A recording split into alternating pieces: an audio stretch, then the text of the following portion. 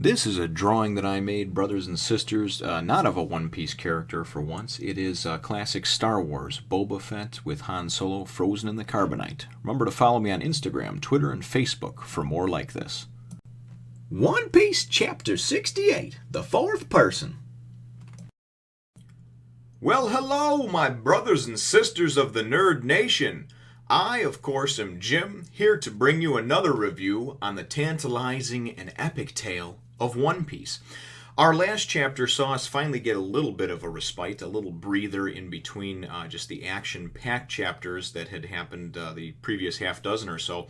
And we saw, all the cooks kind of, they realized that Sanji is hard-headed and that he is not ever going to leave of his own free will, so they all kind of get together and start treating him like crap, hoping that they'll piss him off and make him want to leave and follow his dreams and join Luffy's crew as his cook. So the chapter starts out with Luffy still inside. Of course, Sanji has stormed out. He's outside and has been sitting down smoking a cigarette, and he could hear a lot of what was going on in there, so it's not like it's a big secret. But that's part of where the magic and the charm comes from this. It's not goofy, but it is. There's some comical things in it, and then there's some serious things too. So it's definitely good in that sense. Now, Luffy and Red Leg, start having an exchange, and he says, "So will you take him with you?" And Luffy says, "No." And Red Leg says, "What do you mean? I thought you needed a cook. What, is he not good enough for your crew?" And Luffy says, "No, he has to come of his own free will. I'm not going to trick him or force him into doing it. Now, you're not going to make him do it. He has to make the decision himself. You're not going to make the decision for him." And I like that. I respected that, because he's not going to take somebody who's unwilling to go, who only is going to come with because he feels like that's his only choice. He wants it to be Sanji's choice, because this journey that he's going to embark on, it's not going to be a short one. It's not going to be an easy one. And he wants people that are 110% invested in him. So in his dream, his journey. So Red Leg says, "Okay, so basically you want him to make it his own choice." And Luffy says, "Yeah, but I don't think he's going to. He's pretty stubborn, right?" So it goes back to Sanji sitting outside. And he's sitting out there, and it kind of shows like a zoomed out shot of the Baratie, and you just kind of hear like glub, glub, glub, glub, glub, glub, glub, glub, glub, glub. I'm like, what the hell, and you see something kind of surface, come above the surface of the water, and all of a sudden in the next panel, next page, up comes flying out of the water, and here, and landing on deck right by Sanji, busting in and breaking part of the railing, is this what's described as a panda shark with a man sticking out of the panda shark. And we find out very quickly that it's Yosaku, and he somehow or another, we don't know the story behind it, but he somehow or another rode back to the Baratie in the mouth of this panda shark. So he basically goes, "Oh, geez, brother Luffy, because Luffy says, well, what happened? Where is everybody? Did you find Nami?" And he says, "No, we couldn't catch her, but judging by the wake of her ship, we know where she's going," right? And this is kind of like segueing into this next arc that everybody tells me is going to be so epic and great. And I'm looking forward to it, certainly. So he says, but it's a fantastic place, but it's also, basically like he basically says, he goes, we need your strength, brother Luffy, to help. And Luffy's like, wait, I don't understand. And then all of a sudden he goes, but yes, I do understand. Okay, let's go. So in the next page, we then get Sanji, who all of a sudden has a change of heart, and he says, "Okay, fine, I'll come with you." And Luffy goes, "What?" And he says, "Yeah, I'll come with you, and if you'll have me, yes, no." And Luffy says, "Yeah, of course," and he's excited. So he basically says, he goes, "You know what? I figure that your dream of becoming king of the pirates is just as crazy as my dream of finding the all blue, and I have more of a chance of of getting out from under this roof and discovering that dream and making it a reality going with you, right?" So Luffy's like, "Yay!" And he's all excited about that. And then as we kind of get this flashback exchange from him and Red Leg, because they don't want to admit it, but they certainly do like each other, and Red Leg makes some mention about, "I should have never saved you," and this and that during the course of the chapter, but they wind up showing this flashback of when Red Leg originally, bought the Baratie or built it, and Sanji says, "Oh, this is it, the ocean-going restaurant," and this is during the flashback, of course, and Red Leg says, "Yeah, I sunk my whole fortune into it and still owe plenty, but this is gonna be great, it's gonna be a great thing." So Sanji's all excited, we're gonna cook the best food ever. And then it shows how Sanji, as a younger boy, probably a teenager maybe at this point, starts smoking cigarettes, and Red Leg goes and tells him, he says, don't do that, it's gonna ruin your taste, as far as being a cook. And but he's like, I'm a man now, so he thinks that smoking a cigarette, makes him a man and makes him older, because he's always trying to fit in, obviously with Red Leg, who was this, dastardly pirate, turned a cook, owner of an ocean-going restaurant. So there's some brief exchanges about when they were opening it, when they had it going. Red Leg goes and bashes him across the head because he's like, this food's not good enough to serve the customers, and this is all Sanji's growing and learning process through this flashback. And then there's another exchange where some pirates come and they say, oh yeah, is it crab cooks wanted? Is that for real? Then we can see that's how like Patty and Carne and some of the other cooks got hired.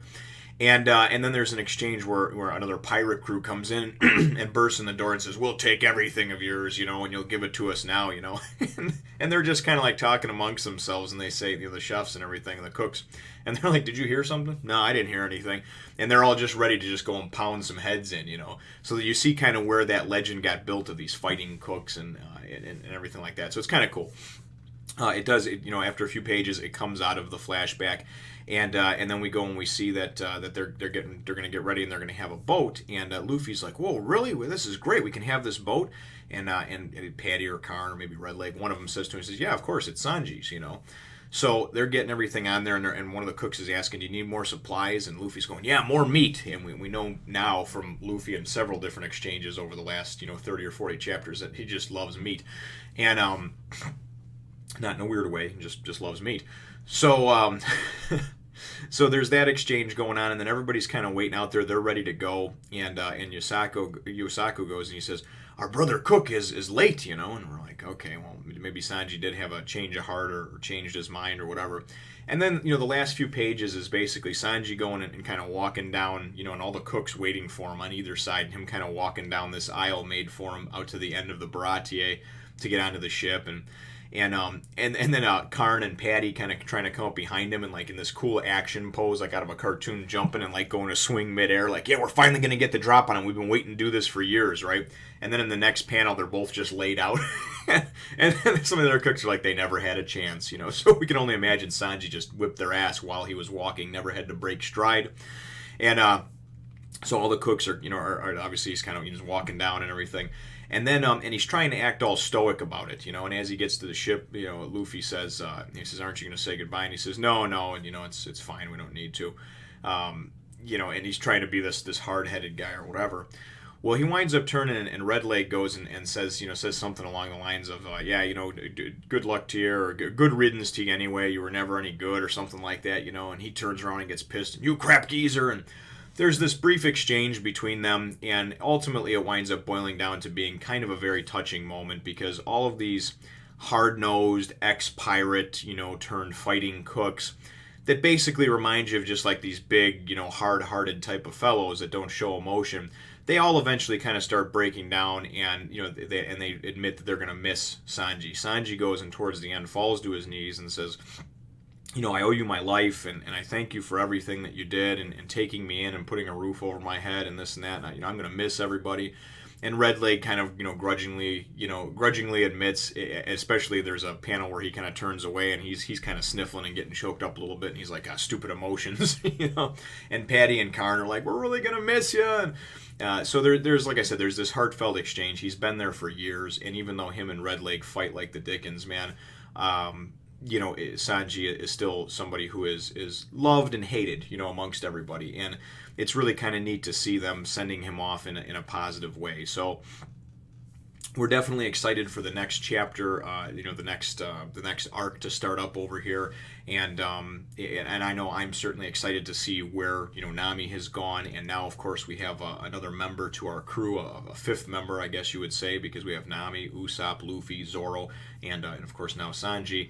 I don't know if Yosaku and Johnny are going to, be mainstays, or they're just going to be around for a little while. But it's nice to see Sanji has finally decided to go and break out and realize his dreams. And like I said, I'm certainly excited to see it. So all in all, it was a very fun chapter.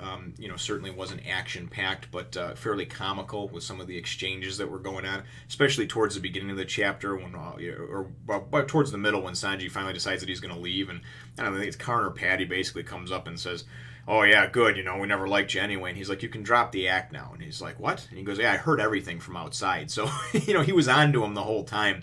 But basically, they were, they were just trying to force his hand and make the decision for him because they didn't want to see him waste the rest of his life, cooking here on the Baratie when he had bigger dreams, and bigger aspirations. So that's what it's all about, man. It's about following your dreams. And anyway, let me know, brothers and sisters, what you think in the comments down below. Certainly feel free to hit the like, the thumbs up button there if you think I deserve it. And subscribe if you haven't done so already. We will look forward to starting the next arc and catching you in the next one, Nation. As always, thank you for watching, brothers and sisters. Be sure to subscribe and take a look at some of my other videos. Thanks. See you next time, Nation.